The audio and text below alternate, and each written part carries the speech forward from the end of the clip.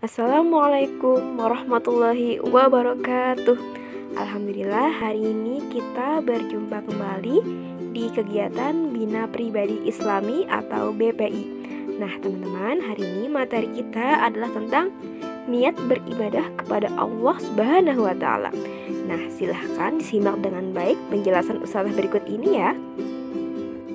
Ketika menjalankan aktivitas sehari-hari dan beribadah kepada Allah Subhanahu wa Ta'ala, niat adalah hal yang paling utama. Selain niat, keikhlasan juga diperlukan agar segala usaha yang dilakukan menjadi lebih baik. Setiap amal ibadah yang tidak bersumber dari keikhlasan dan niat yang baik dalam hati akan terabaikan. Nah, pada pertemuan kali ini kita akan membahas tentang niat beribadah kepada Allah Subhanahu wa Ta'ala. Ada beberapa hal yang akan kita bahas. Yang pertama adalah pengertian niat, yang kedua hadis tentang niat, dan yang ketiga melaksanakan niat ikhlas dalam beribadah. Baik, yang pertama kita akan membahas tentang pengertian niat. Niat adalah maksud dan tujuan seseorang mengerjakan suatu ibadah atau perbuatan. Nilai suatu perbuatan bergantung dari apa yang diniatkan. Tempat munculnya niat adalah dari dalam hati, dan niat pada dasarnya adalah perbuatan hati yang tidak ada kaitannya dengan amalan anggota tubuh lainnya seperti mulut. Umat Islam diminta untuk memiliki niat yang bersih dan ikhlas setiap melakukan suatu amalan. Misalnya seperti pada hari ini, kalian mengikuti kegiatan BPI, maka niatkanlah di dalam hati kalian bahwa kalian mengikuti kegiatan BPI hari ini hanya untuk menuntut ilmu karena Allah Subhanahu wa Ta'ala. Nah, bukan karena niat hanya untuk mendapatkan nilai dari ustazah. Jadi sekali lagi, niatkan di dalam hati kalian secara bersih dan ikhlas bahwa kalian mengikuti kegiatan BPI pada hari ini hanya untuk mencari dan menuntut ilmu karena Allah Subhanahu wa Ta'ala. Selanjutnya adalah hadis tentang niat. Hadis tentang niat terdapat pada hadis Arba'in ke-1 yang artinya Rasulullah SAW bersabda, semua amal itu tergantung niatnya, dan setiap orang hanya mendapatkan sesuai niatnya. Maka barang siapa yang hijrahnya kepada Allah dan Rasulnya, maka hijrahnya itu kepada Allah dan Rasulnya juga. Barang siapa yang hijrahnya itu karena dunia yang ingin ia dapatkan, atau karena seorang wanita yang akan dinikahinya, maka hijrahnya itu tentu kepada apa yang ditujunya pula.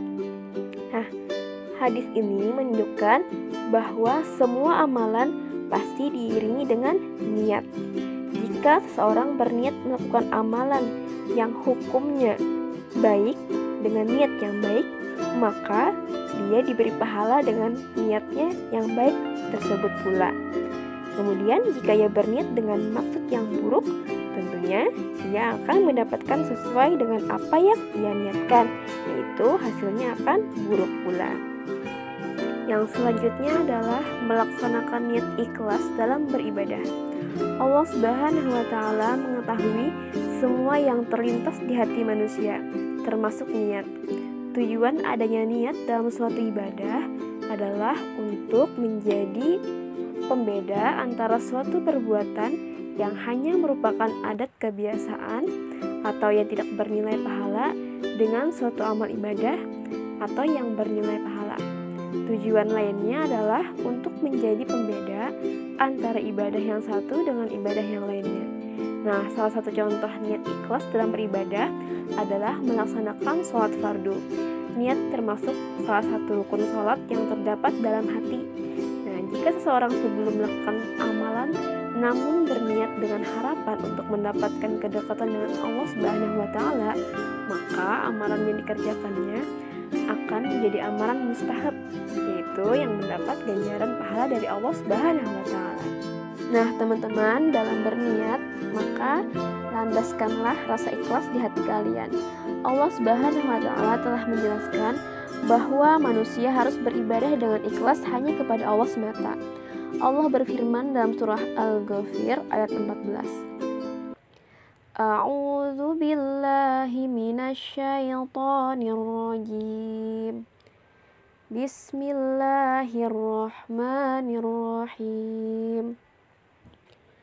Fad'ullaha mukhlishina lahuddina walau karihal kafirun. Artinya, maka sembahlah Allah dengan tulus ikhlas beragama kepadanya, meskipun orang-orang kafir tidak menyukainya. Nah, teman-teman, itulah tadi materi singkat dan sederhana tentang niat beribadah kepada Allah Subhanahu wa taala. Semoga teman-teman dapat menerapkannya dalam kehidupan sehari-hari dan dapat bermanfaat. Terima kasih atas segala perhatian teman-teman semua. Wassalamualaikum warahmatullahi wabarakatuh.